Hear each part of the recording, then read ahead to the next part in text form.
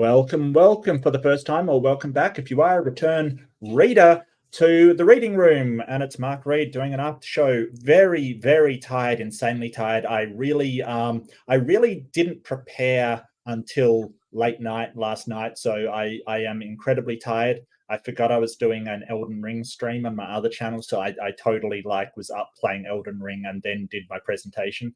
But yeah, I'm here. I'm gonna let Max handle most of it because it's Max, the most Max that ever maxed. Yes. As I've heard. Hello. How you doing? How you doing, buddy? Really well. The weather is getting good. getting warmer. I'm happy because the spring is coming. It's all good. Yeah. Okay. Awesome. It's getting very blowy where we are. Oh, super chat already. Oh no, it's a member. Isa, thank you so much. Cheers. Welcome to commentator. Awesome. I can find that. I know how to do that. There we go. Became a YouTube member. There you go. Right. Enjoy your emotes and your benefits and your stuff, Isa. No, Max is co-hosting, Robin. Max kind of, I don't know, we've got sort of an unofficial co-hosting thing going. We've been doing that for ages, actually. Like all of the after shows we usually do Max co-hosting. Just because it just happened like that. And yeah. But I'm going to let you handle most of it. I have got mushroom soup, and it is so good. Mushroom soup is just amazing. So I'm going to eat that as well. But I will put the link up so we can get people like Robin in here, and you can tell me, because I was like, Jesus and the resurrection, it's not my wheelhouse, to be honest with you. It really isn't my wheelhouse, really. But, you know, I tried my best. You did pretty well. It looks like it isn't Steve's wheelhouse either, because apparently it is. Apparently he's got like lectures on his website about it. So, you know, I can't imagine what those even look like. The arguments we saw from him today were it's the lowest level apologetics I've seen in a while. Like it was not really that good. Well, some of it was, I mean, I don't know. It's kind of well, that's what I believe. And it's like, well, I disliked him using the word skeptic to, you know, distinguish himself. It's sort of, your idea of skepticism isn't skepticism. And then, you know, you're saying, oh, well, if you want to be a skeptic, we don't even know we're here. I firmly believe that anybody that goes to solipsism in a debate immediately has lost. Like if you're going to solipsism to make an argument, it's a bad time. It's a bad time. There is the link. Robin, I expect you in here. But, I'm Robin. sorry. Robin. Haven't seen Robin in a while. Robin Hood. I haven't actually talked to Robin. I saw she was on Kentucky Atheist this morning, but I kind of I saw Peter on Missing Mod's channel, and I dropped in there just before the debate to say hi and, you know, just talk with Peter actually briefly. Mm-hmm. I'm going to pin that comment. If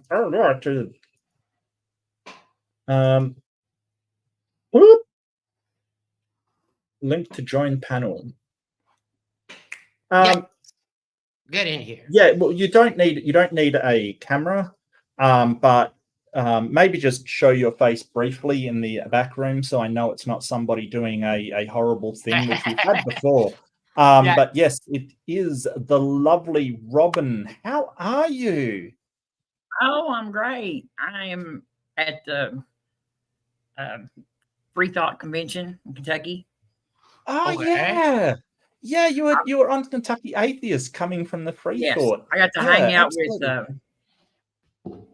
Godless Engineer, and we talked about you today, Mark. Oh, he really enjoyed having you on, and I told him how excited I really enjoyed being on there. Yeah. Oh, that's great. I really like John. Oh, thank you. I don't know. I was so nervous going into that because it's the line, and my wife said to me afterwards, there was 500 people watching. I'm like, I'm so glad I didn't know that going in, because it's always a bit, what if I absolutely screw up? But, once the calls started coming, it was just, I just went into that zone of, okay, just, deal with the arguments in front of you. And I sort of found a niche. So, but thank you so much, Robin. I really appreciate it. You look lovely, actually. Look at you. Yes, love the hair. Oh, yeah. But I've seen Seth Andrews, talk to him, and Secular Rarity, and there's a few more, but that was the most famous ones that were here today. People would know. And Billy, welcome. You've probably come over from Matters Now, I would imagine, and yes. Crash. All the Matters Now people are welcome. Absolutely. How you doing? I'm doing good. How you doing? Or how's everybody else doing too? Yeah, really good. well. I'm tired. I'm really tired, but I'm okay. Yeah. Yeah, I had to wake up early today to do a tournament for the Super Mario Brothers because it was a Japan tournament. So for them it was 8 o'clock, but for me it was 7 a.m, and I had to wait for 2 hours. 2 hours just to get my chance. But yeah, it was pretty fun. Yeah, well, that line segment was 7 a.m. for me, so it was early, but worth it, totally worth it. How was the Mario thing? Did you place well? Were you... No, I lost, but it was okay. I still had fun. Okay, I just that's the important thing, man. That's the spirit. Yes.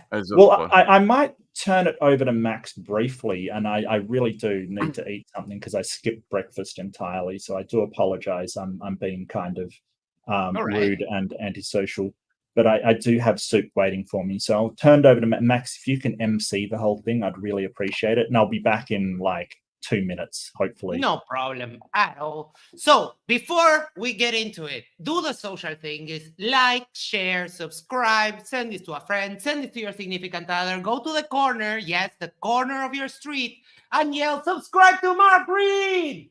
And that way we can share the love for the channel. Welcome, Robin. Welcome, Billy. Love you both. How are you? And give us your overview of the debate. Let's start with you, Robin. I want to say one thing. I looked up, Steve said, I thought it was really good.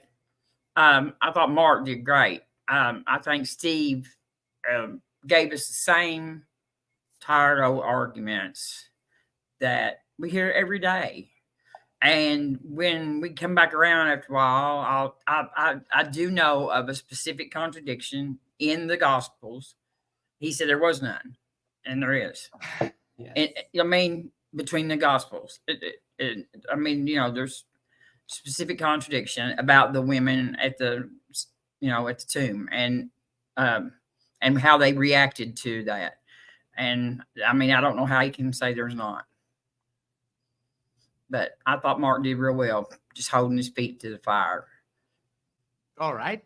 And what about you, Billy? What's your overview of the debate? And then we'll go into the openings and then the open discussion. Yeah, I felt Mark did a good job. Like Robin said, I wasn't really too impressed with that Steve guy. I mean, and he didn't want to touch the Old Testament too, because if he wanted to touch on that stuff in the Bible, then he would have looked silly, because he believed in Noah's Ark and all those other crazy things they believe in. So, I mean, I wouldn't have went that way. And there is contradictions with the Gospels too. Yeah. So it doesn't really hold water. So yeah, that's all I wanted to say. All right. And I can't highlight the message, but Stoic says, somebody told me to F off when I yelled. LOL. Hey, Max, you missed a super chat. Are you reading super chat? Yes. Well, I since I can't highlight them, I wanted to leave it for Mark for when he gets back. Oh, right. Oh, yeah, that's probably a good idea. Minutes. But yes, you look like you have a fan. But we'll show it on screen when Mark gets back. He was here today at the convention. Oh, that's why he said. Yeah, awesome. And I paid him money to say that. Gave him a little tip under the table just to like send a good message. So if you haven't subscribed to Robin, you can subscribe to her channel right there. And if one of the mods wants to link that, that would be awesome. As Billy said, I wasn't impressed with Steve. And echoing what Mark also said, his argument was just like, oh, okay, I believe it. And well, a bunch of people believe it, then it must be true. But he went into some of the saying, he went against the scholarship and made a bunch of unsubstantiated claims. So I don't know. I think he's not like a debater per se. That's the impression that I got. Maybe I don't know who the guy is. I haven't seen him before.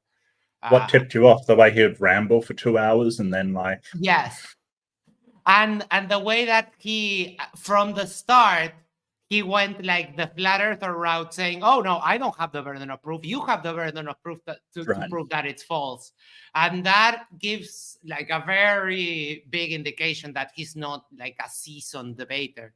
Maybe he's just a lecturer or a preacher. Do you know who he is? Apologist. No idea.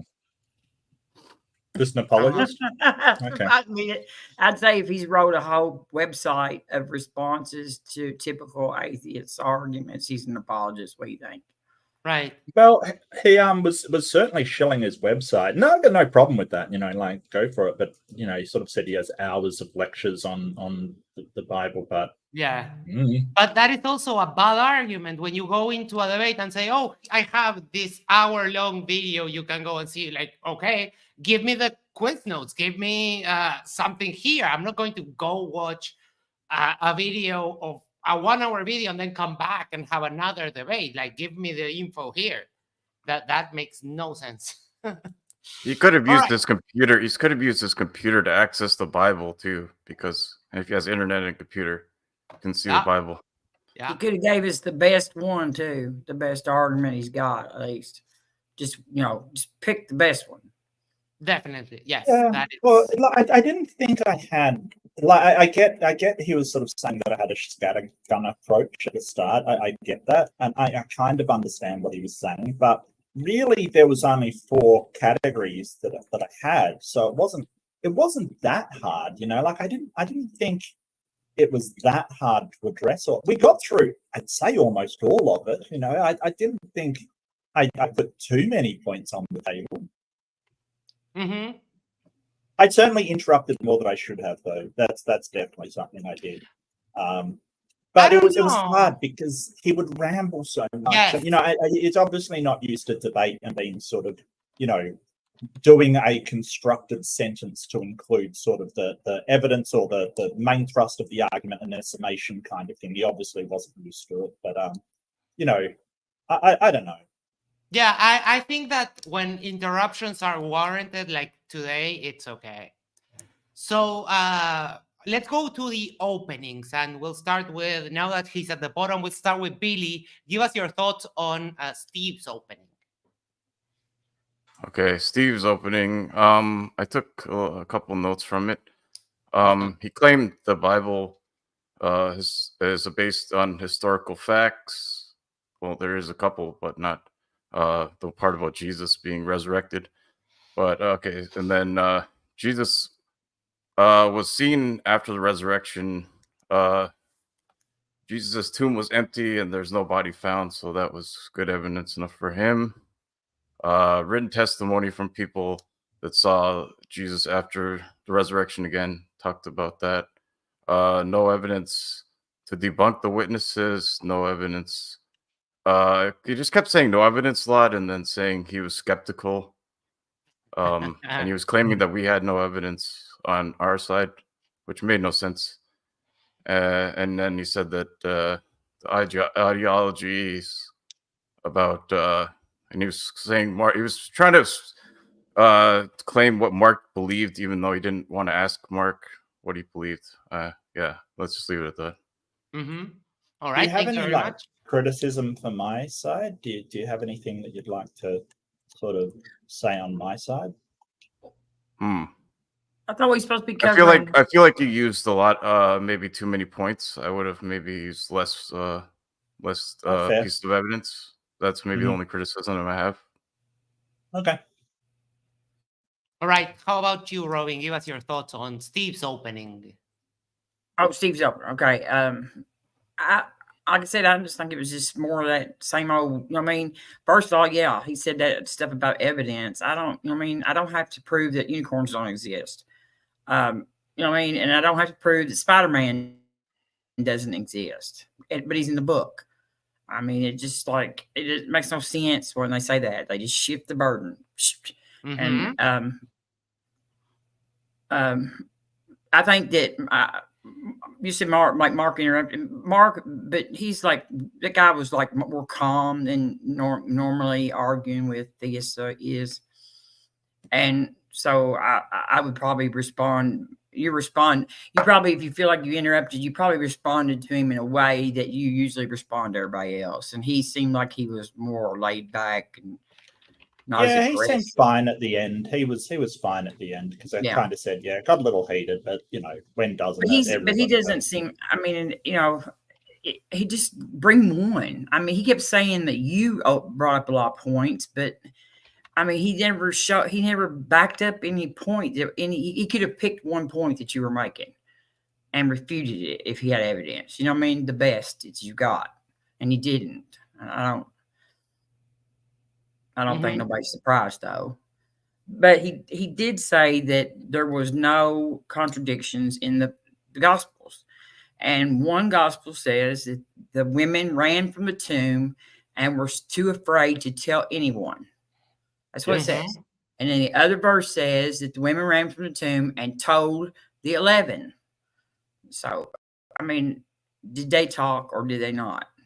I mean, how is that not a contradiction? One of them says, you're absolutely right. One of them says that they were scared, so they were afraid to tell anybody. And they told no one. They told no one, And the other one says that they were frightened, but they were filled with joy, so they went and told the apostles, kind of thing. And those two things cannot be both true. Yeah. Like you can't have something saying, One of them's in Mark and one of them's in Luke, right? Yeah. Mm-hmm. Yeah. Yeah. So, but he said there were no contradictions in the Bible. And I was just like jumping up and down. Yes. Isa, hello. Hey fam, how you all doing? Hey, how you doing? What a powerful debate that was. It was an adventure. It was something. Oh, an Ember, hey. Haven't seen you in a while too. Hello. You're a Christian now, aren't you, Isa? Hallelujah. Praise the Lord. Praise the Lord. Can I get an amen? Amen. When did you get saved? That gentleman, he just his teaching went right to my heart, He was pretty convincing. That debate was I'm still kind of blown away. I'm like, just my 2 cents were the arguments that he's saying really are going to only be compelling to people in his community. That's it. Like, to the greater world, these arguments are not going to be persuasive. Oh my goodness. His opening, my very first question that James didn't have time to get to was, when he said, well, people believed it, so there must have been some truth to it. I'm like, how do you distinguish between yours and literally every other religion then, my guy? Yeah. He even mentioned that other religions had sort of the same thing, but then he just didn't really expound on it. It's like, well, yeah. I mean, I don't know what to tell you, buddy. Well, and Amber, there's another point too. We don't even know if these people existed or not. We just are believing that they existed. There's not. See, this is such a long time ago, being like the 1st century. We don't have independent sources that say that these people existed. We're just we're trusting the New Testament as a historical source that's telling us. If we read the Talmud does not verify that these people existed. There was a person called Jesus, but there's no Peter when Paul is mentioned, it's much later. So like, these don't even exist in the Jewish text. So I'm like, you don't really have a strong argument saying that that these people actually existed. You just believe it because you trust the New Testament as a historical source, which is fine. But I mean, you're not going to persuade anyone else who doesn't believe that the New Testament is a historical source, you know. Mm-hmm. But I think the scholarly consensus has that, like, I don't know if we don't know if they existed, but they certainly have, like, we don't know who wrote them. But admittedly, like, I respect him for at least admitting that he doesn't know for sure, kind of thing. He's just basically being skeptical that they didn't write it? Question mark? I don't know how that works. Yeah, he had this weird backward skepticism. How he's like, well, you can't prove they didn't. Like, you introduced yourself as a skeptic, my guy. Now, for Mark Reed, I presented no evidence that Mark wasn't written. I did. There was, oh God, I did. There are Bibles today that those 4 Gospels begin with a caveat saying we don't know who wrote these. You know? Yes. Someone mentioned in the side chat the NIV states that, and the manuscripts, the oldest manuscripts, which are the ones from the Dead Sea Scrolls, they don't have those titles. So it's just wishful thinking from Steve. So before we get into the open discussion, go ahead. Sorry. Historians from the time refer to a Gospel of Mark that from their references is very clear isn't the Gospel of Mark we have today. So there's A, lost Gospel of Mark, and B, the one we have, was definitely not written by Mark. Oh, exactly. Billy, did you need me to put this in chat, mate? I'm sorry, I didn't see it. Well, no, I just saw someone ask for the link, so I put it in the side chat. Yes, one of the Aunt Jer. You can put it if you want. It's up to you if you want to put it. Yeah, sure. And just while we do that, we've got a $2 super chat from Barnaby Wild. Thank you so much, Barnaby. What are you saying? Hi, hope all is well. Robin is a nice person. Do you have evidence of that, Barnaby? And I'm looking for $2 worth of evidence of that. He spent most of the day with me, so. But I have the inside track on that super chat. Robin bribed this person, so they would send the super chat. He was at the convention with me, Mark. Well, there must be a reason why he said it. Yeah, that's awesome. Thanks so much, Barnaby. I hope you're doing really well. Welcome, Leo. Leo, hello. Leo. Yeah, but do you have evidence that Leo joined the chat? Yes, you're here right now. And since you just joined, why don't you give us your thoughts on Mark's opening? Oh, I didn't see the debate. I was driving. I just like talking about whether or not Jesus rose from the dead. It's not like I didn't want to see it. I just couldn't. Okay. Yeah, fair enough. You were driving. Yes, you're driving, so you have to be. You can listen to it. My dream of you being omnipotent has just been absolutely destroyed. Correct. Yeah, that should have never been a dream of yours. I'm sorry. Well, But you don't have any evidence that he isn't. Yeah, I could just. And that's how skepticism works, right? Exactly. Yes. All right. So, Isa, give us your thoughts on Mark's opening. I don't want to be too mean to the guy. He was a nice guy. I think, he's sort of like the standard, like the academic Christian apologist. I think of what's that gentleman's name? He debates the Kalam cosmological. Oh, Craig. William Lane Craig. Yeah. He gives me that kind of vibe. He's this kind of apologist who's very academic and uses this academic language. And I think it's very persuasive within the Christian community. I just don't think his arguments would be compelling to people who are not a part of the community. It's like you have to presuppose a lot of things to buy what's being sold here. And it's not just that you believe that the narrative is true. You have to believe this unique narrative is true. So unfortunately, a lot of religious debaters, a lot of them aren't perennialists. So like a perennialist is someone who basically believes that all the spokes lead to like the divine source. So it doesn't matter what religion you are. If you act like a good person, you'll get to that space, right? So a lot of these people are exclusionist in their theology. So they're saying my theology is correct and every other theology is not correct. The problem is if one takes that type of position, it basically opens. I ask you, about Mark's opening. Oh, you said Mark. I'm sorry. I thought you were thinking. Yes. Oh, my bad. I'm sorry. Well, I didn't realize it either, mate. I was just. oh, I'm sorry. I missed I was that. I just thought you enjoying asked me the, about Steve's opening. Oh no, No, I think Mark. So I thank you for the course correction. I no problem. apologize. I think I was We giving can a good get into- analysis. We'll keep that for Steve's analysis. Yes. What I just said is we'll transfer that when Steve comes up. But I think Mark is good at this type of situation. I think he's reasonable. I think the arguments were compelling, and yeah, I think Mark is a good debater. I mean, we have a history, so I think I thought it was good. I think it was strong. Right.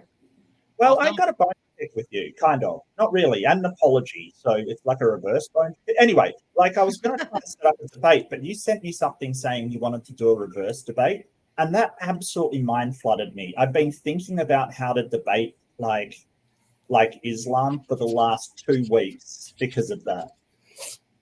Oh, Which that isn't is, your fault. it is It's fun. totally my fault. It's just I'm not sure I want to do a reverse debate. I don't know. I don't know. I feel worried that I can't represent it well. You know what I mean? Like, I don't know. What do you mean by reverse I wouldn't debate? debate as no, because I would take the position as the atheist, and Mark would take the position as Muslim. I think I could be a great atheist debater. I think I'd be really good. I think I have really great arguments to argue for atheism. I can't come up with much. Maybe it's a fault of mine or something. I've been really, I don't know. I don't want to do a reverse debate. I don't want to do it. Max and Dr. J did this for Christianity. Yes, I did that. It was very entertaining. Yeah, I mean, I'll try, but I can't. I can't guarantee that I'll do any good. I don't know. I don't know how to approach that. No, it absolutely mind flooded me for the last couple of weeks. I've been, how the hell do I approach that? It's fun. So the thing is, you can try, like, there's different kinds of arguments that you can make. You can try to make like secular arguments for Islam, and there is. So I'm having a debate. It's a little, I guess, preview, a trailer. But that's the kind of arguments I'm going to be making for Islam. I'm going to be making secular arguments for Islam. My co-host, MENJ, he's going to be using more religious arguments. And I think that's important because I think you can make secular arguments, and there are ways that you can do that. Whether you believe them or not, that's a separate point. But I think you can make a compelling argument for it. Compelling. Right. Before Ember, I asked Ember, I wanted to address this comment. Proverbs Guys Ministry. I witnessed testimony of early Christians willing to be put to death because they claimed that they saw him after he rose from the dead. The problem is that people will... Such a terrible argument. Yes, people will go to extreme lengths because of what they believe. So it's not really that convincing that someone would be willing to be put to death. Yeah, it's a really testament to how strong their faith is, but not how true it is. And you can just have to point out, and not even that in this case. Yeah. It's a that's one of the points. Is like clearly Islam is true because 9/11. Right. So Ember, but then there's also it's not like they were screaming, put me to death because I believe. Ember, like a lot of them weren't given the option. Sorry, I keep interrupting you. I'm so sorry. Give us your thoughts on Marguerite's opening. Very extensive, very thorough. I mean, it's maybe too thorough. Well, not really so much that it's yes and no. Because as you said right at the very beginning of your intro, the burden of proof is on the positive claim. So what is there really to say other than show me the evidence? So in a way, you kind of red herringed yourself by presenting so much evidence in opposition. I feel like you should. But like, what else could you say in that part? Something. Yeah. Okay. I feel like you should. Like, it's kind of. I think that in a debate, the opposition, the negative, does have to do some freaking work. Like just at least come up with some arguments why people shouldn't believe it. Well, I mean. in a debate, you wouldn't be defending just not believing that Jesus rose from the dead. You would be defending that he did not rise from the dead, which is a positive claim, which requires a burden of justification. Both sides in a debate always have some burden of justification. They're defending a claim because that's literally what a debate definitionally is. I think it's a super easy claim to I think it is too. And I don't think you need to talk theology at all to show that it's true. You just need to show risen from the grave. You just need to show that Jesus rising is a miracle and that miracles are nomologically impossible, and that is enough to establish that they do not occur in our world. Has anyone risen from the grave? Do we have any? Is that even physically possible? Yeah, I mean, like the thing that people say, like when people say, "Oh, I died," I'm like, no, you just died based on human, like that system that said you flatlined. It's just that system. You didn't actually die. Death. You know what I mean? You didn't fully die. So, like, that's the thing. So, there's a difference between clinical death and brain death. Yeah, there's a big difference. Mm-hmm. So, Billy, give us your thoughts on Mark's opening. Except if you're praised, who believes that people have died for hours on end and come beam yourself. Yes. So, like I said earlier, the only criticism I had is maybe keep the three main talking points, but maybe that is like only thing I would have done differently. And you talked about that's difficult. The Bible being a myth or a legend, based on myths and legends. It's not a historical book. There's a lot of supernatural claims. Talked about other resurrection stories. The Gospels were written decades after Jesus died. The contradictions in the Gospels, and talked about the zombie apocalypse, Matthew 27. Those are the main. That was good. I did love that you brought up the zombie apocalypse. Also that you brought up Sai Baba. I haven't mentioned that in so long, and you just like pulled it out. I'm like, damn, that's impressive. Oh, really good. My memory is weird. Robin, give us your thoughts on Mark's opening. It was just like a long but I'm just bit with Mark. Thanks, Rob. Yeah, it was good as I expected it would be good. You killed the debate in your opening, pretty much. You pretty much shut it down. All right, I can certainly appreciate the presentations. Just having a presentation is always a plus, and I always say it on our after shows that when you have a presentation, you catch people in easier, and it is always good at least to make a basic presentation with some colors, some images to illustrate your points. I think that works. Maybe you could have, instead of doing so many topics, go a little bit more into detail on like the contradictions. That is one that has so much evidence and so many contradictions, which maybe you could have expanded there, but that's just like personal taste on what I would do in faced with the same situation. But I think your opening was great. It takes the debate because when we compare both openings, him dodging the burden of proof and you basically giving the evidence on how the Bible is not reliable, then that's the debate right there. It's like, okay, he says, I don't have the burden of proof. And you say, well, okay, I don't have the burden of proof because the Bible says so. And then you go and you show that you can trust the Bible, then that's it. That's the debate right there. So, open discussion. Who wants to start? One at a time, please. Don't like Jesus didn't rise from the dead because that's something which is nomologically impossible, and nomologically impossible things by definition do not occur in our reality. But that's because you're that's circular, Leo. No, you're saying nomologically.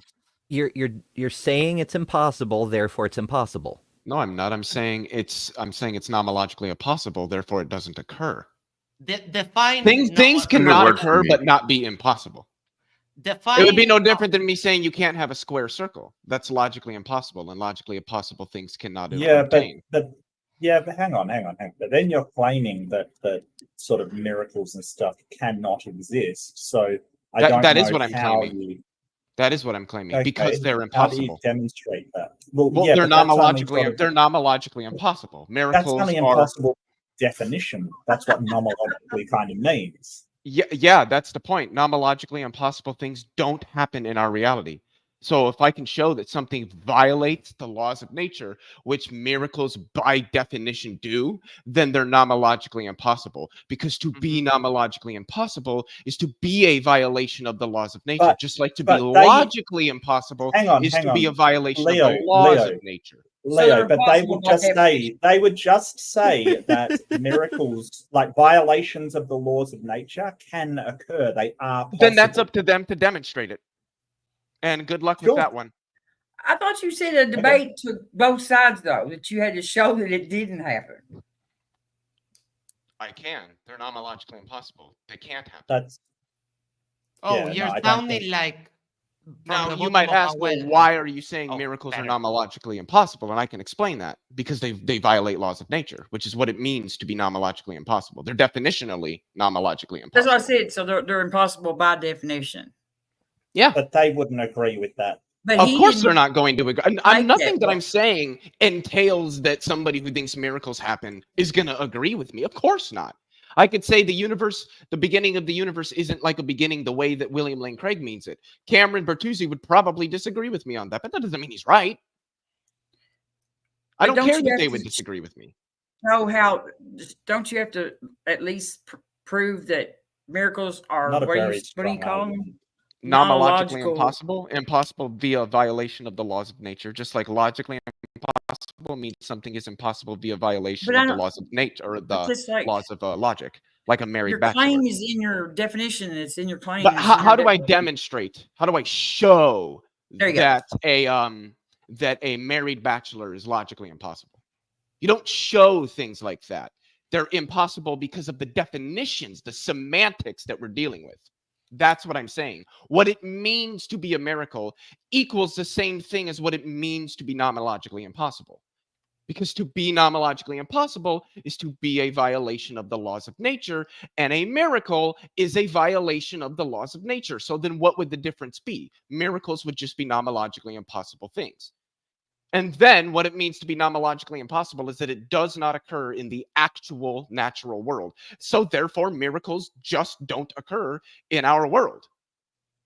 Boom. Jesus never rose from the dead. It doesn't occur in science, but it could occur somewhere else. I don't have to show that it doesn't happen. Science. No, not with things that we can show are impossible by definition. Just like I don't have to show you that a married bachelor is impossible. We know that the concept of a married bachelor is impossible, not because somebody showed you that it was, but because of the definitions of the word married and the word bachelor. I thought it's logically impossible to be a married, unmarried man. You can't be a married, unmarried man. Leo, the problem is nomology the science of laws or not? Is what now? I don't know what you're saying. When you're saying what are you saying? Nomological. That refers to laws. That refers to laws. The science of laws. Well, no. I don't know what the science of laws would be. I don't know. Science doesn't study laws. It finds them. Why do we have to go to Jesus at all then? Why can't we just say God is non-logical? Well, no. Jesus doesn't. What we're talking about is Jesus' resurrection is a miracle. That's what it's supposed to be. So if I can show that by definition miracles are nomologically impossible, then that's an undercutting defeater for the idea that Jesus rose from the dead. Well, wasn't he nomologically impossible as soon as he was born to a virgin? The problem with that is, Leo, that might fly here, but that will, with someone like Steve, that will for sure get hand wave dismissed as, I don't care what their reaction to the argument is. I don't give a shit about. I'm just presenting the argument. I don't care how a Christian. I know how it's not even wrong to atheists because essentially you're defining it not to happen. No, that's not at all. Okay, so you. No, I'm telling you, it's not. Does not sound strong to me.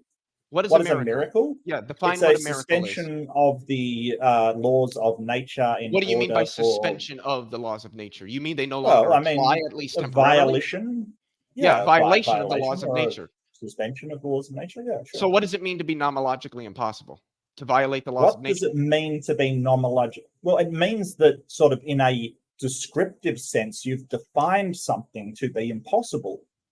That's not what nomologically impossible means. Okay, so why don't you tell me instead of asking me? I've what said does it multiple nomological times, mean? though. That this is the thing. I'm just repeating myself. If something's nomologically impossible, it violates the laws of nature. Just like Okay. if something is logically impossible, it violates the laws of nature. Darth So Leo. Darth the Leo. problem is that sort of that's your definition of what is nomologically impossible. No, that's a the violation of definition in modality. Okay. Just a sec.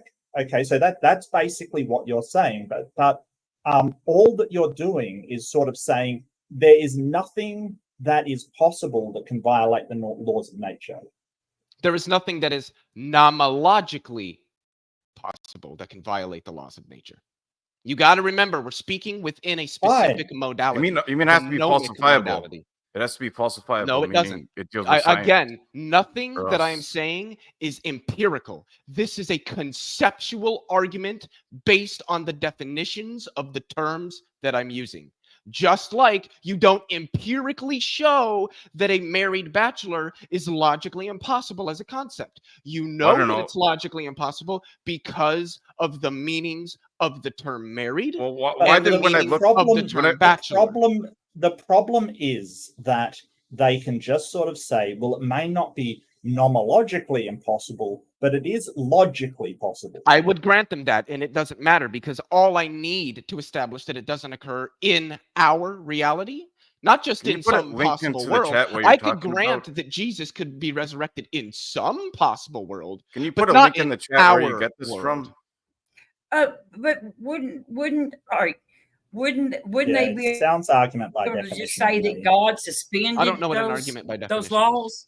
Well, you're just sort of defining. I used Wikipedia and it said laws of science when I. Yeah, Wikipedia is not a good source. You should go to where's the your source, Stanford Encyclopedia of Philosophy, a published philosophical journal, not Wikipedia. Okay. Wikipedia is not always books wrong. that I've read on the concept of modality, which is a metaphysical concept. Leo, we can double back to this because I was asking about the open discussion during the debate, and you gave me your argument for what? That I thought you meant we were moving into an open discussion, I guess. Oh no, we're talking about the open discussion during the debate.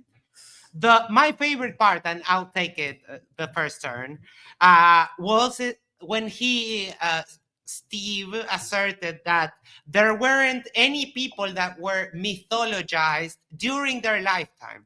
So I did a little digging in my own head, and I came up with 3, and I'm pretty sure that there's hundreds more. But the Caesar Augustus was thought to be like a sort of a kind of demigod something. The Chinese emperors were said to be the sons of dragons. And then one more modern one, the violinist Niccolo Paganini, who is said during his lifetime that he had sold his soul to the devil so that he could be the best violinist in the world. And that's just 3 off my head. Why didn't I think of this? How about Kim Jong-il? Like, seriously. Yes, Kim Jong-il. Yeah. Kim Jong-un. So, do you mind if I chip in? Is that okay? Yeah, go ahead. Open discussion during the debate, please. So, I'm what going I to get thought order. the strongest argument that came out was when Mark was talking about Romulus and Remus, like that narrative about how Rome was created. And really, the gentleman, Steve, really just doesn't have a response. I'm like, Steve, you want your spiritual, supernatural narrative to be true, but other narratives can't be true. This is a problem. And it's a problem for, again, what I was bringing up with the exclusionist religious narrative. You want your magical thinking to work, but everybody else's magical thinking is false. It can't work that way. Either all the magical thinking works on some level or other, or they don't work. That's just basically how it is. And And it's very kind of crazy when people are like, well, my special exceptionalistic thinking process works and everybody else doesn't work. And then you bring up things like, you're like, well, what about this legendary thing? And they're like, oh, well, that's a legendary thing, but my thing is real. And he's saying, like, well, all these people defended these stories. And I'm like, well, who said that? Well, the New Testament said that. What else said it? Oh, well, the church fathers said it. Okay, so it's a bunch of people who believe the same narrative that are reinforcing the same narrative. That doesn't prove truth. You know what I mean? If I'm a part of a certain organization, of course I'm going to say whatever I can to reinforce what the organization is saying. So it really, when I listen to this, I'm like, brother, I know you believe what you believe, but you can't, how are you going to try to say, hey, my thing is exceptionally true? That's a problem. And I think he had really no defense for that. He just kind of just kept stating that his things were true. And, you hear about things like the empty tomb and this kinds of stuff. And I'm like, well, who says all of this? The religion says that. Nobody else is enforcing that. There's no independent forces. And that's it. Hey, I think you've got some extreme static. Hang on. Yes, Edie. Yeah, you've got some extreme static there, mate. Oh. Can you just try and mute maybe until you Say something. Hey. Better? Well, okay. We can hear you, but it sounds like old-time radio. Yes. What the fuck? Hang on. All right. Coming to you from the Midiverse. Is it better a little bit or no? A little bit, yeah. A little. You're softer overall. Mark can go in and turn up your mic volume anyway if he wants to. That might help a bit. Oh, there it stopped. Now it stopped. All right. Who wants to give their thoughts on the open discussion next? You're so quiet we can't hear you now, Ned. Yo, better? Better. Yeah.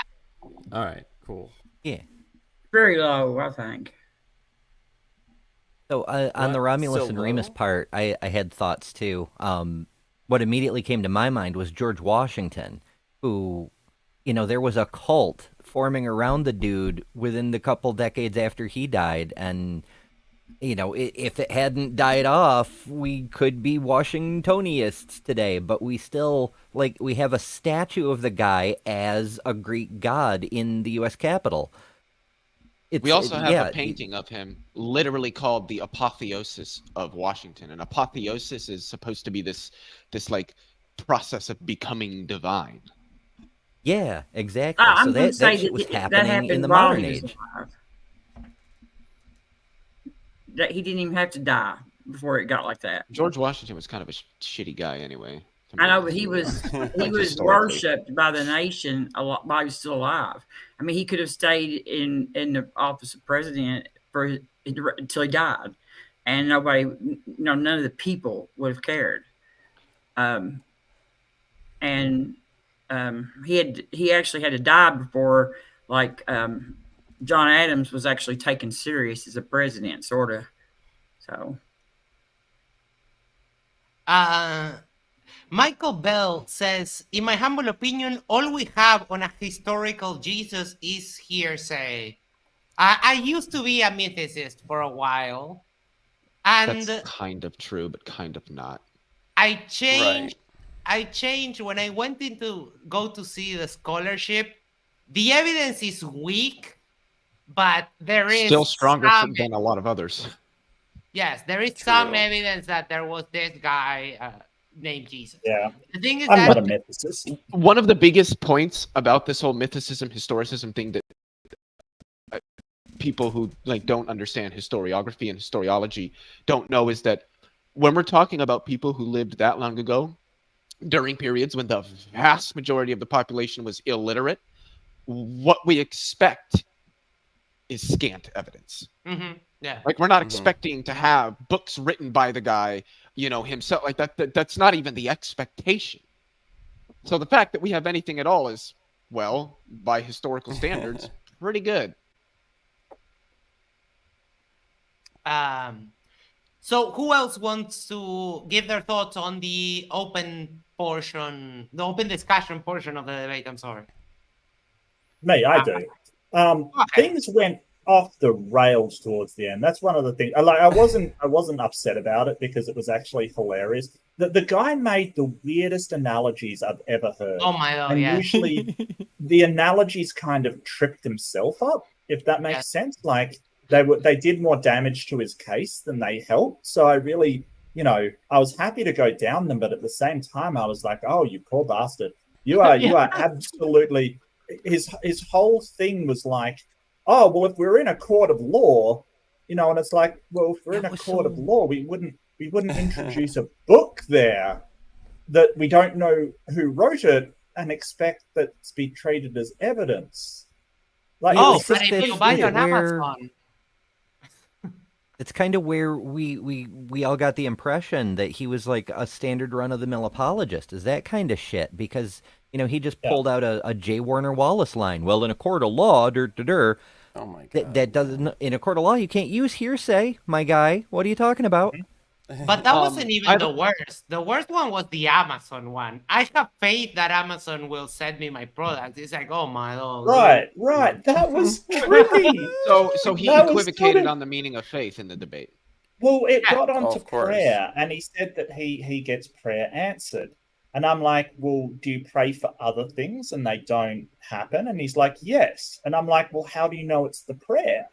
And he's kind of like, well, if you send a check to Amazon and things come, then you know that it's the thing working. And I'm like, but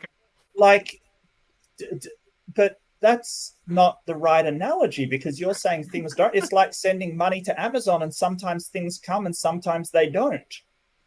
Yeah, well, technically that's true. Pray something. Pray Amazon sends you something without you sending the payment. See how that goes. Yeah, exactly. Yeah. Right. I had a question for you, Mark. It was so this guy pulled out the there were like 500 witnesses argument. He pulled that. No, Jesus Christ. Did he pull that one didn't come up. Okay, interesting. No, I'm actually kind of surprised. Even though he talked about the women, because towards the end he said that he harmonizes the gospels. So he must dismiss the 500 evidence, because it just says, oh, there were 500 people, but we have no evidence, no records of those 500 or like anything. So he must just hand wave those away. Interesting. Well, I mean, Jesus had I don't think he has to, but I made the criteria from embarrassment didn't come up either. I was kind of prepped for that one. Is there a website where we can order our like prayers and see if they get filled or not? Like a website. Oh yeah, there's tons of those. Yes. PayPal. Jesus PayPal. My only Robin. Some prayer. Robin, there's tons of YouTube channels with these like prayer ministries. And I'm sure if you become a member, you can go on their Zoom and ask for prayer for stuff, and you'd be paying for it. So I mean, but not Jesus though. I want to order straight from Jesus. I don't want to go through the middleman. I'm sorry, you just don't like how God's system works. This is how God put it in place, Robin. Don't you understand? Welcome to Prayer Pal. So he brought up airmen during the open discussion, right? Yes, he did. Yeah. So, but I brought up airmen as well. Please. You're right, and so he's like, I've been doing textual criticism I've been reading that for 45 years. Yeah, I bet it's all been evangelical textual criticism, motherfucker. And then he's like, Ehrman's ideas are fringe. Fringe with respect to what? Yeah. Wait, Aaron who? Bart Ehrman. Ehrman. Okay. Yeah. It's like fringe with respect to the voices you care about. It's like, it's the consensus that's around are the people who are getting mass publishing from huge pro-Christian or Christian-friendly publishing companies to make their books, right? And, well, okay, maybe you'll say in the universities. Well, who started a lot of the universities in the United States? Christians. Where are a lot of these scholars coming from? Christian universities. Is textual criticism like a high-demand major or discipline in a lot of universities? No. Where is it? Evangelical schools. Shocker. Right? Well, and a lot of the things he was saying was against scholarly consensus, like saying that the Gospels weren't anonymous, like we know who wrote them. That is not scholarly consensus. Because if you ask what original documents do we have that demonstrate that they are not anonymous, how is it that we can connect the documents themselves to the people claimed to have written them? Show me how. And then it's like, if you take all these assumptions that have no reason to be accepted in the first place, then you can maybe shake out something that looks like maybe kind of sort of an argument for something like that, but that's about as far as you're going to get. Yeah, but even if you go into like the textual criticism, the Gospel of John, all of them kind of talk about the people that are in the title, like in the third person. That is a clear indication those people didn't write that stuff. Well, the other thing. Sorry. No, it's like Christian Science and science. Yes. That's his argument. I mean, you basically have to, like, is it begging the question or affirm the conclusion or something where it's like, well, I know this wrote it because their names are in it, right? The third person part doesn't matter, but I know since they're characters in the whole story, I believe, it's more likely that they're the ones who actually wrote these things. And because people who believed in these things said they wrote these things, but the chain of custody is like a mess in itself, right? There's always like at least one half generation to a generational layer between a generous dating of a gospel and its authorship attestation.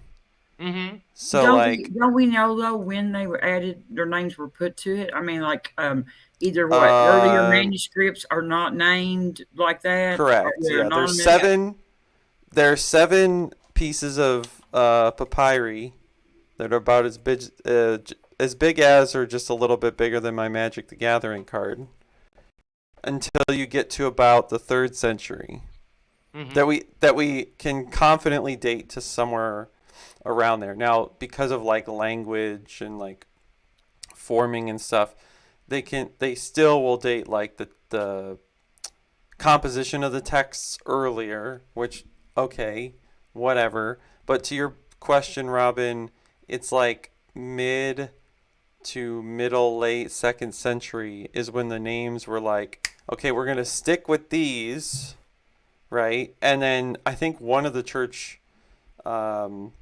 bishops or whatever, I don't like calling them fathers. It's like a Catholic appropriation thing. Anyway, one of them goes, we need to have 4 gospels for the ordinances of the wind or the earth, like north, south, east, and west. Right. That's why we have 4. So literally, that's why. Does he say anything about how they assigned the names to it, or those were like tradition? Tradition. Like I know, but the earlier copies, we don't know that they were anonymous. I thought they were listed as anonymous. Is what I'm saying. If they're as small as you said, we don't know if they originally had. Yeah. We don't know which. Like, say for example, you get a fragment and it seems to be giving part of the story of the feeding of the 5,000. I don't know the contents of each one, but the feeding of the 5,000. Well, that could be like in Matthew, Mark, or Luke, right? It's just a scrap of that narrative that appears in all 3. So now what? Like, where is that from? We don't know. Like, we can take a guess, maybe, if there's like extra context or like particular spelling-ish errors or discrepancy, maybe. But that's a big maybe. So yeah, there you go. John, the Gospel of John is the outlier. That would be the easiest one, is if we had like a datable piece of papyri and it's like syntax looked Johannine, they'd be like, okay, John. But everything else that's in the synoptics, it's like,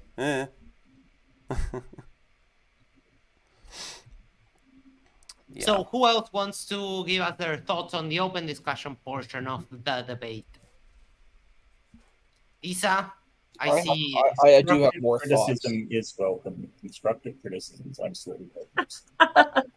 I have more thoughts. One thing that comes to mind is one thing that I see with a lot of these folks are they will accept certain texts but refute others. I'm like, well, why don't you trust the Talmud as an authoritative text? Mm-hmm. Why do we trust some of these Jewish folks and not others? Why are your Jewish people right but the other Jewish people are wrong? This is just something that I'm curious about. Maybe it's just because you believe in this particular narrative and it's an ancestral inheritance that you believe in this narrative. But it's interesting. I've gone on a lot of Christian channels and they're like, yeah, the Talmud is wrong, but the Hebrew scriptures are right, and the Gospels, the Testament is correct. And I'm like, well, why? Well, because my religion says so. And I'm like, okay. I just, that's not a very compelling argument to me, but I'm like, all right, that's what you believe. I don't even know what the Talmud says, but does it say that? I mean, he acted like that it supported the Bible, and that Jesus was a sorcerer. He was. Oh yeah, okay. First of all, the Jesus of the Talmud we cannot prove is the Jesus of the New Testament. This is not a provable correlation. So Jesus. My name's Jesus too, by the way. Jesus is just a popular name. A lot of people have this name. It's from Joshua. Jesus is from Joshua originally. It means God's savior or God's salvation. It's not like it was a name because a lot of people at that time wanted a savior that would save the Jewish people from Rome, from oppression. This is the narrative, that we need to understand. It was a popular name. So the Talmud mentions Jesus in Sanhedrin, a character called Jesus who was a black magician practitioner who was put to death by the Sanhedrin. It was not the story of the New Testament where he goes. Did he rise from the dead? Huh? Does it say anything about rise? No, absolutely not. That's not a Jewish belief. I know. That's what I'm saying. He acted like he supported Jesus, but it doesn't say anything about him rising from the dead. No, absolutely not. He didn't rise from the grave. Absolutely nothing. So the thing is, the Talmud overall, just to give you a crash course, it's basically a discussion of rabbis. So you have all these Jewish teachers, and throughout the ages that are debating things. And if you look at it, it's kind of like a cool maze of Hebrew stuff. So in the middle, you have people saying certain kinds of things, and then you have commentary around it. So it's just this kind of endless commentary where these guys are just kind of discussing with each other the ideas of Jewish things. That's a part of it. And then you have stuff on laws, and it's huge. No one can actually, I don't think there's anybody who's actually read the entire Talmudic text because it's just volume upon volume upon volume. And there's two of them. There's a Babylonian Talmud and a Jerusalem Talmud. So these are just volumes of texts, and these people are having discussions of all of these kinds of situations. So I just don't understand why people could say that the Talmud is not an authoritative text, but the New Testament is. The only argument you have is that you believe the New Testament is true and you believe the Talmud is false. That's really all I can see personally. I was almost sure that Steve's argument regarding the Talmud was incorrect. I was just hoping that Isa would clarify that for me. When people do that, people just say the most random stuff about the Talmud, and they will just invent because they know most people haven't read it. So it's always funny when Isa facts check that kind of stuff. Thank you. Mark, can you take over for a second? I need to go to the voice room. It's a pretty big. Where were we at? I think I want to talk about where Mark failed. Does anybody have anything? I'm joking. No, I didn't feel particularly strong on that debate. I really didn't. I definitely was slightly out of my comfort zone. I did my best, but I definitely was out. But yeah, that's why I'm looking for feedback. How to I think it's hard to argue with Darth Dawkins, precept, and that's pretty much what he was kind of doing. He wasn't. I mean, he wasn't a butthole like Darth, but his argument precepts the beliefs, precepts that Christianity's true. I mean, no, he's definitely an evidentialist. There's no way he was a precept. I mean, a precept would just basically go, well, because don't forget, precept isn't just that you presuppose something. Like everybody presupposes something. Presup is presupposing that something derives from God, either morality or coherence or something like that, or logic itself derives he was from God. presupposing the Bible was true then, not presupposing, just presupposing. I mean, he pretty much believes whatever the Bible says.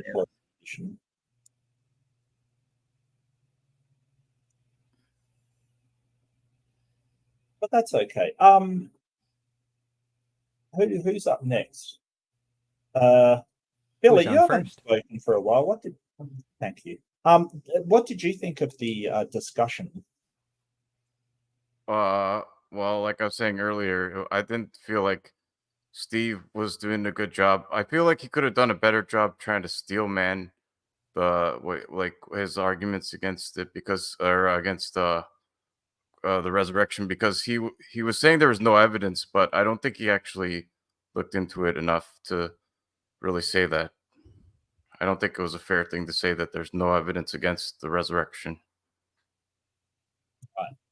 To contradict it because of the Gospels alone. Do you think it was maybe because I was saying there's no evidence for it? He's just sort of responding with there's no evidence against it either. Do you think that? Yeah, and he didn't really mention that. Like, I mean, I guess if he says there's no evidence, he's not going to be able to say no evidence. But it's like, I mean, he could have maybe tried harder to find evidence and then try to argue against it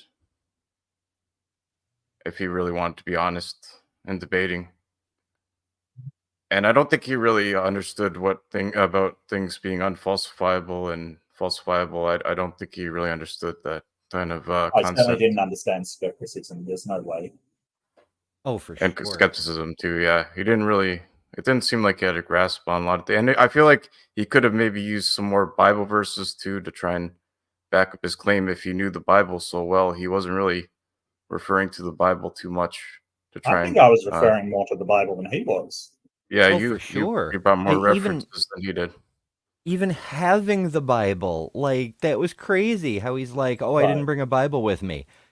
Aren't you basing it on the Bible? Well, there's evidence. Okay, what's your evidence? Internet and a computer. The Bible.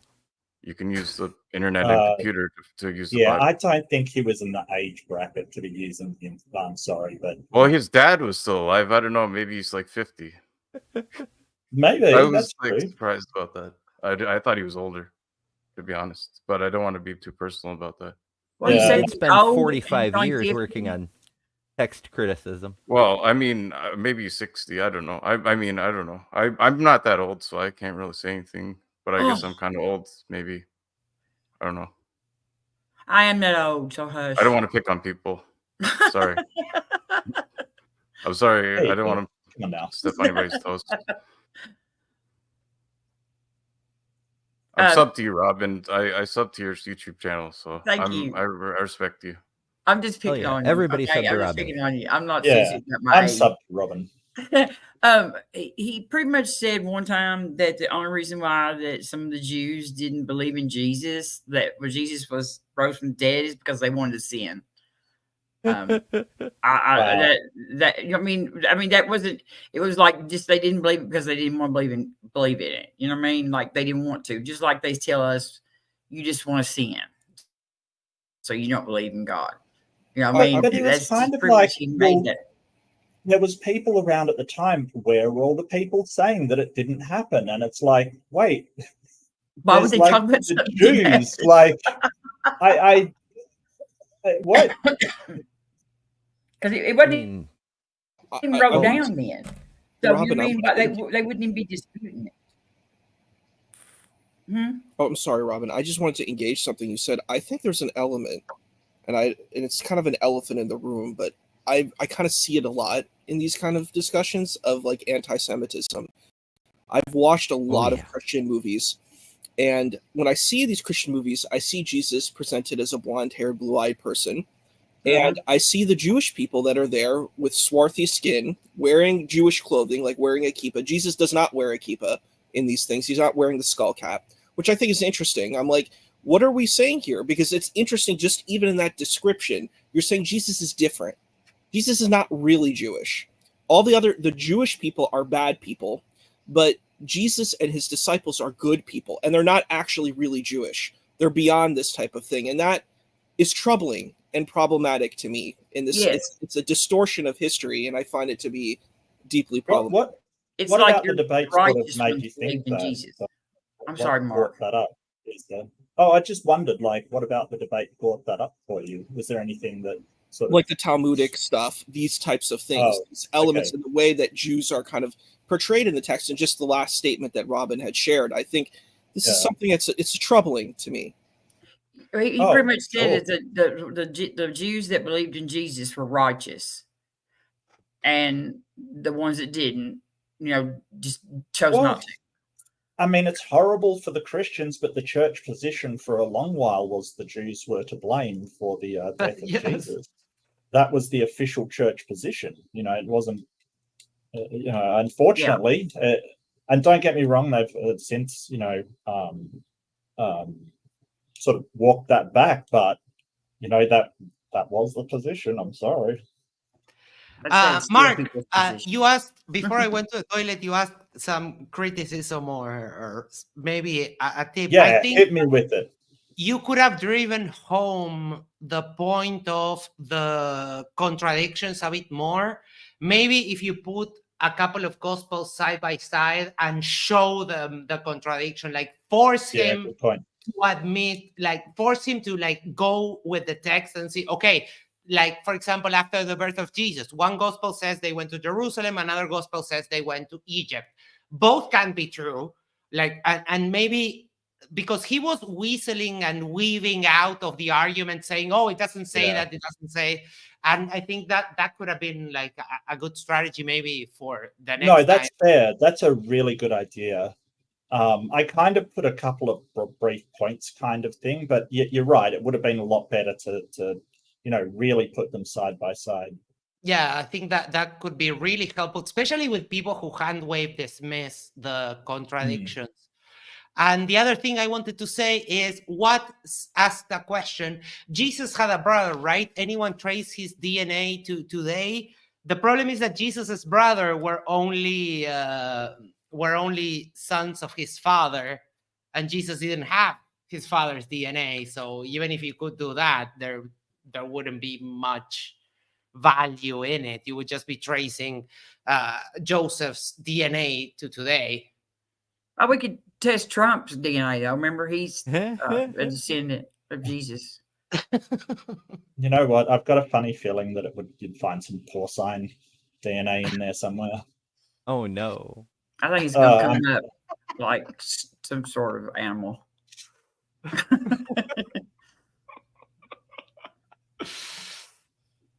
But yeah, maybe not maybe not in the main presentation you could be able to do that, but maybe have a slide in a separate presentation, or one slide at the end to bring up during because a lot of people do screen share during the discussion, and I think that could have driven the point a bit, especially with no, I like it. That's a good idea. So slippery. Definitely a good idea.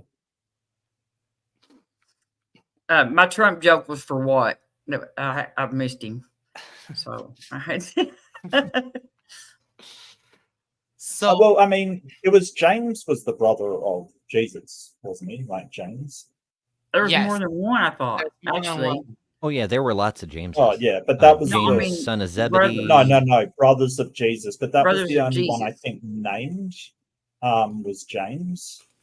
And it's the only one that we know of that was extra biblically named by what's his name? I just did a quick search in Google, and the University of Dayton has a link here that says in Mark 6:3 the brothers of Jesus are named. They are James and Joseph and Judas and Simon. Oh, so, yeah. 4. But as we all know, they were half brothers because they were for Joseph from a previous marriage or something like that. Yes, because Mary was a virgin. Right. Yeah. And apparently she never had sex anymore after having Jesus. That's right. Virgin Mary. Sounds legit. Funny thought. Sounds legit. If you ever bring up Mary having sex with a Christian, they will rip out their clothes.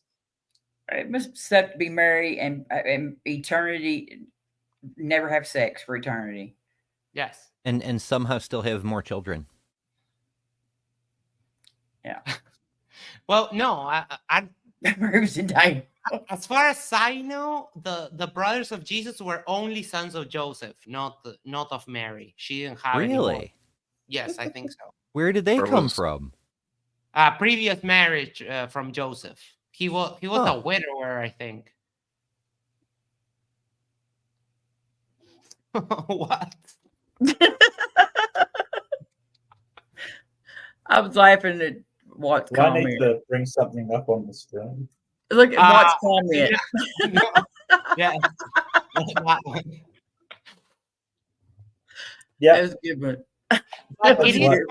It is hard to believe that after having a child, and we have to conjecture that she continued being married to Joseph, that Mary never had sex and never, of course, no contraception, means that she would have probably gotten pregnant afterwards. But everyone just assumes that she never had any more children, never even had sex afterwards. Yeah, my mom's a virgin too. Yes.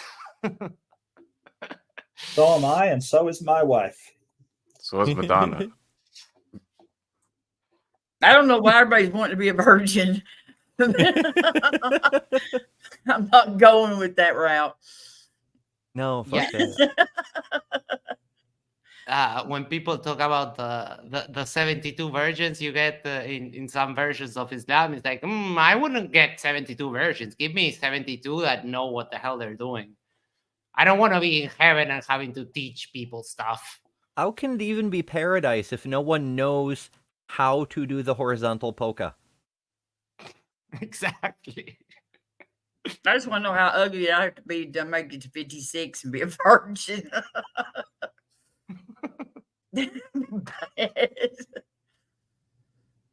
Yeah. So anyone else would like to bring up a point from the open discussion portion?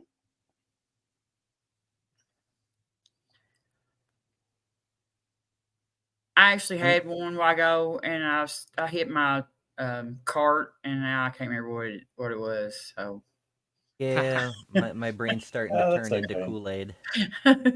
My brain was Kool-Aid a while ago. As I said, I was really tired. But I want to thank Robin for actually calling in on my stream this morning. It was really cool to see it drop in. You said you were on the line, right? No, that was a few days ago. Yeah. Oh, Mark was on the line. Yes. Oh yeah. Cool. I wanted to congratulate you on that. I already did in when you messaged me on Discord, but it was pretty neat. I was really, really happy about it. It was a lot of fun, and I really enjoyed myself. Yeah, we'll do it anytime. It was so much fun. Why is it so special when Mark's on the line? Like, we're all on the line right now. No, the line. Like, yeah, that's what I'm saying. We're on the line. That's what we are right now. We're on the line. Who did you co-host with? What are you talking about? Godless Engineer, John. Oh, okay. Yeah, John Gleason. John Gleason, yeah. Because there were 500 people in the chat. No, it was just. I didn't know. Yeah, it was good. It was good to. I mean, that's not the Line channel, and Leo knows what we're talking about. I know. I'm just being a smartass. I know. Yeah. Thanks, Leo. Cheers. Did you watch him? I didn't know that you had gone on the line and literally until right now. He did well. Okay. Yeah. Were you on what, a Sunday show, or what were you on? Monday for Skep Talk. Well, Monday. Our Monday. Okay. Yes. Yeah. Skep Talk, yeah, with Godless Engineer. Yeah. Unreasonably early in the morning. That's okay. It was good. It was good. All right. I don't know. I think we've covered pretty much everything. Do you have anything else you would like to say, Mark, or do you think we can start to wrap it up? Just fine. Just, I don't, as apologists go, he was absolutely fine. You know what I mean? Like, I'm happy it wasn't just a complete, he brought up some good points. I brought up some good, it was a debate. And that's more than I can say for some of the quote unquote debates I've had lately, which are just garbage fires. So, no, I appreciated that he was a really good interlocutor. So I really appreciated it, He was a bit long-winded, but that's probably due to not debating much and more rather, doing speeches and stuff. So totally understandable. Yeah, I would debate him again. I would debate him on other topics, the existence of God or Noah's Ark or whatever. I think they're happy to. He was fine, totally fine.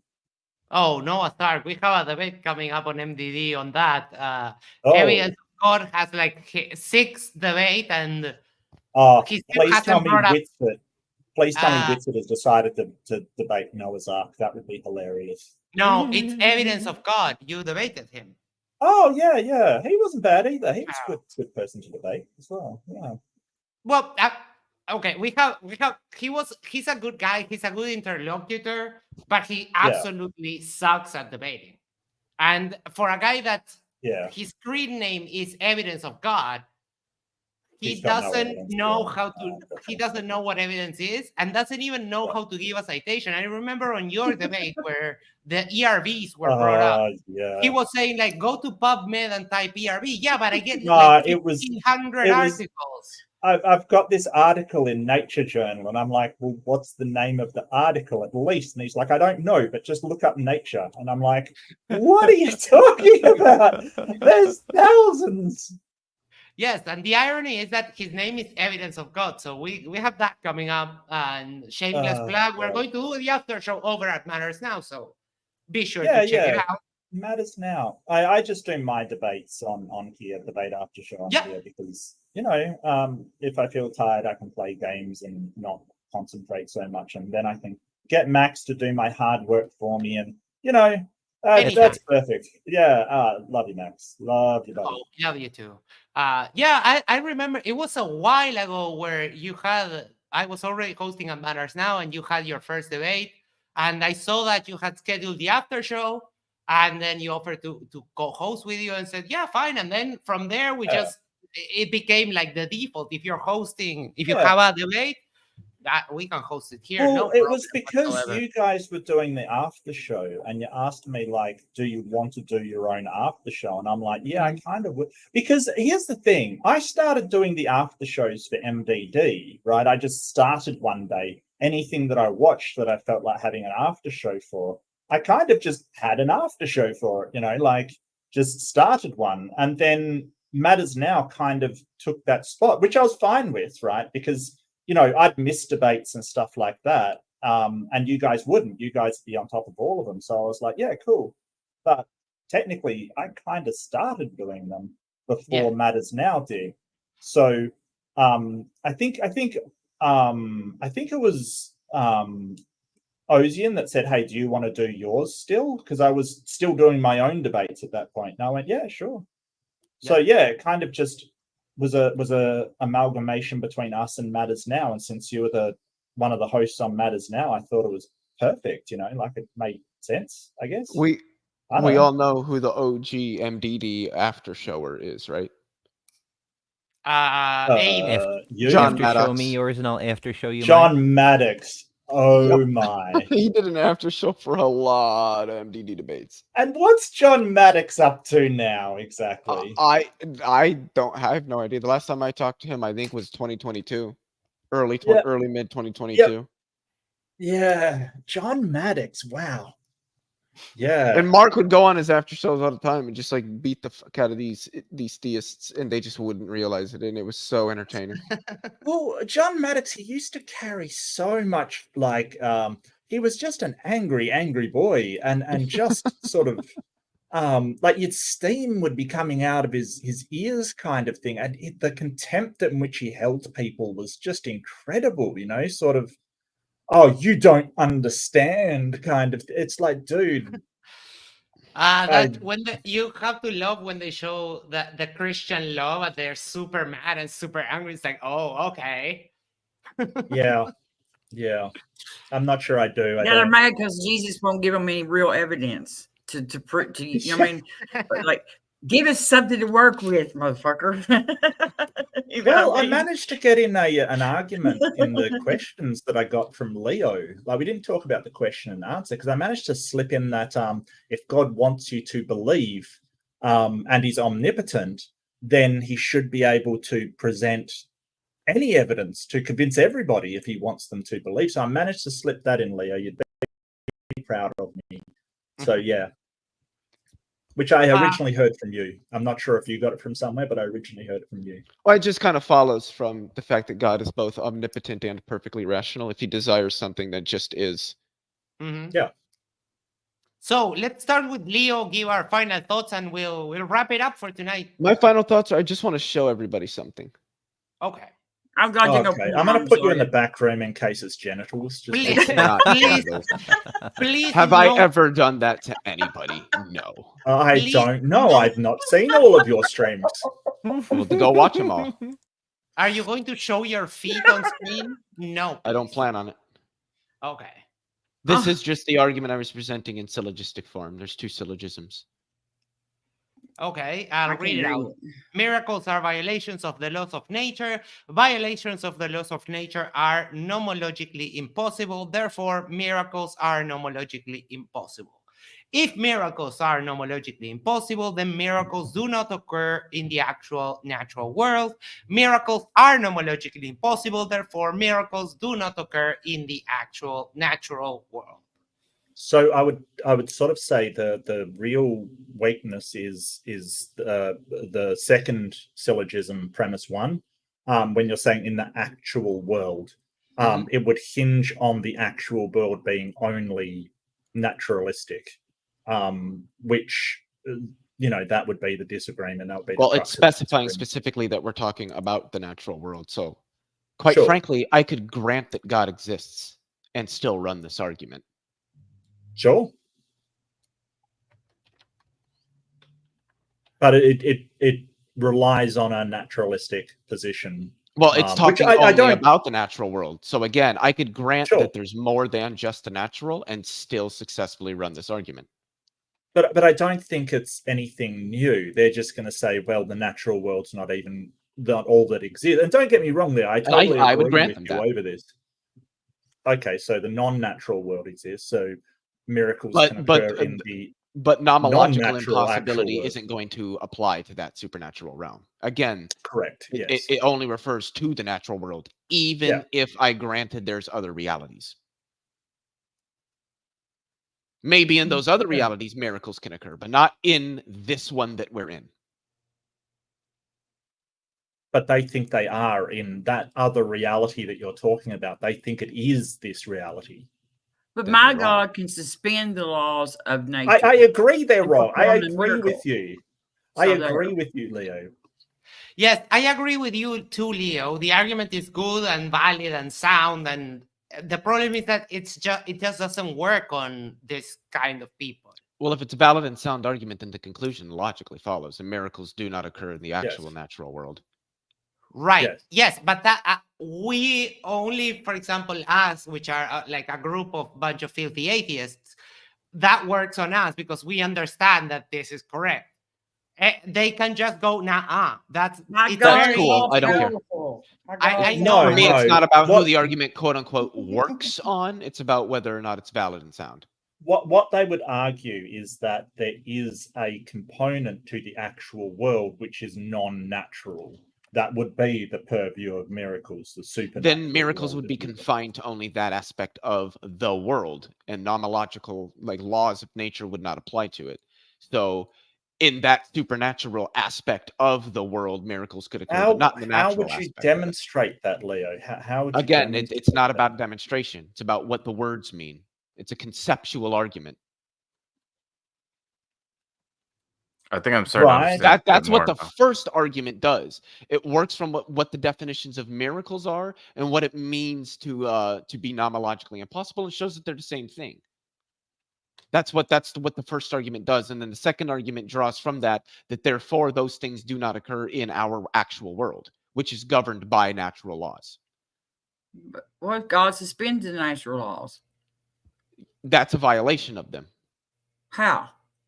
He wrote them. Well, how wouldn't it be? To suspend the natural laws would be to say that they do not, at least temporarily, apply. I don't know how that's not a violation of the laws. Well, I mean, we don't know. I mean, we can't say that they have always applied, right? I think we can, yes. I think most physicists You would can say show we that they've can. always applied. Show, again, we don't need to show these things. There are conceptual things out there. You know that 2 + 2 = 4. I don't really need to show you that. You know that a priori. You know what red is. Yeah, I can't explain to you or show you what red is. You just that's a thing you just know. So but conceptual arguments don't deal with that can suspend the laws. Yeah, of the argument grants that. Doesn't matter. Do you believe in string theory? No. Okay. That was easy. What was that? Yeah, I'm not convinced, Leo. I think that it just hinges upon a naturalistic worldview, essentially, and that you don't have to be. Again, I could be atheist and also run this argument, so it does not depend on that. There is no contradiction between being a theist and running this argument, which is just shows that it's not dependent upon a metaphysically naturalist frame of view. All it's doing is arguing from a specific modality, the gnomic modality, to the idea that miracles, as they're defined, would be nomologically impossible. And then that just means that they don't happen in the world. They might happen in some other realm that's not this world, but they don't happen in this world. And I could be a theist and run this argument. No, I understand. Well, I think a theist may disagree with you. Certain theists, there's theists that don't think that miracles happen, and then primarily Christians and Muslims do. But I've met actually quite a few just general theists who are like, yeah, miracles. Yeah, sure. Miracles don't happen. All right. Well, I think we should maybe wrap it up. Yes. Thank you so much for coming, everybody. I really appreciate it. I'm sorry I wasn't heaps talkative today. As I said, I'm incredibly tired from, well, just putting off writing this thing and then writing it late night. So, yeah, that's my bad. But I really want to thank everybody, and thanks for your feedback. I really appreciate it. I do like your idea of having the two side by side, Max. A really good idea. Sort of really push home those. I mean, I always love those charts that have the contradiction in the Bible, and they're like a massive red threads going throughout the entire thing. It's always awesome to see. But yeah, I will, if I will get links and put them in the video description, I will be good and do that. I will upload the debate as soon as possible, so bear with me, and I will do that. Is there anything else I have to go through? Oh, yes, it is actually. I can do something else. I've got a plan. I can actually. There you go. Can I give a little promo of something I have coming up next week? Oh, absolutely not. Absolutely not. No, go for it. Go for it. So next week, Thursday, 8 p.m. Pacific time. So that's 8, 9, 10, 11 p.m. Eastern. I'm going to be interviewing Jaron from Jaronism on the pushback he's been getting from the Flat Earth community about him accepting that the 24-hour sun in Antarctica would be a problem for Flat Earth. So it's going to be a one-on-one show. Me and Jaronism, I'm going to ask him all about what the stuff he's going through with the Flat Earthers, just calling him a shill and a government agency and control opposition. So check that out. That's going up probably tomorrow. So I'm very excited for that one. And can I ask a question about that really quick? The final experiment can't be a problem. Sorry, go for it, Leo. I just really more pose a question to you guys. Do you think that some of the Flat Earthers that are taking up this challenge are using it as sort of an out? Yes. Like, I think exclusively that's what a lot of them are. I have no idea. How many are there? I've heard about Jaron and Austin, but wait, has Austin actually agreed to go? I don't think he's agreed to go. Has he? No, I haven't seen anything suggesting he has. He's been offered multiple times. He's made up a bunch of excuses, and every single one of them has been shot down. right now, the latest development that's happened is that he got the contract and basically tried to say that the contract was not favorable and stuff. But yeah, it's absolutely favorable. If the flight gets canceled, he doesn't have to pay, because in the contract, if they if they say they're going and they back out last minute, they have to reimburse Will for the trips, of course. But yeah, that's the latest development. So I just want to go through. I've given out 5 readerships to people. So Spiel Cab Bon Sparta, Deviant Outcast gets a readership. Marty Camero, Sydney Raptor, and Native Atheist. There's some awesome people in there, I've got to say. Hell yeah. Winners, everybody. And the big news is, by popular demand, the return of Aimbot. Yes, Aimbot is back. I'm calling it Aimbot Resurrection. And it's going to be on Tuesday night, Eastern time. What did it stand for again? Am I morally bankrupt or them? Oh, yes. So it's basically just going through the Am I the Arsehole things on Reddit, and basically I'm applying secular morality to it. So we're talking utilitarianism, consequentialism, sort of intent consequentialism, and just sort of giving my take on it, but also letting people in the chat make comments on it and giving feedback. It's Aimbot, it's back. People have been asking. I gotta say, Mark, just one thing. You really passed up the opportunity to go for markerships. I don't. What a marker. I like the way that sounds way better. I'm sorry, I do. No, I like readerships. I mean, yeah, that was good. Look, I'm just jealous because Ember's got Emberships, and that's that's right. Just like that's fire. Yeah, absolutely. That's just pog. So yeah, I'm just jealous over here. Max, you got to start calling them Matterships over at Matters Now. Matterships, Matadors. That's funny. That's the first thing. My brain is tired. I'm sorry. Let Max do the Matters Now thing, Max. Oh, yes. Do the social thing is like, share, subscribe, send this to a friend, send it to your significant other, go to the corner. Yes, the corner of your street. And yell, subscribe to Mark Reed. And that way you can share the love for the channel. Neighbors must hate you. Go to the corner. My guy, Max, I love you. You're so loud. Good job. Yeah, well done. If I started screaming like that, my wife would come in and check on me. She's like, I live alone, fortunately. Do you need your head massage to calm down? Are you playing Elden Ring again, screaming? Do you get head massages, Mark, from your wife? Yeah, well, kind of. Yeah, she likes rubbing my head, which I like as well. So yes. So yeah, I consider that a yes. Yeah, absolutely. Why not? Okay. Why not? All right. Well, that's enough of an insight into Mark's sex life. Can I make kind of a dirty joke before we end it? No, absolutely not. No, it's really not that bad. Why are you even asking permission, Leo? You never do. Go for it. I was just going to say, Mark, I didn't specify which head. No, God. There you go. Can I promote mine? And with that, be kind to yourself. Be kind to each other. Be kind with your inappropriate sex jokes. And I'll see you in the next one. See you, everybody. Night, folks.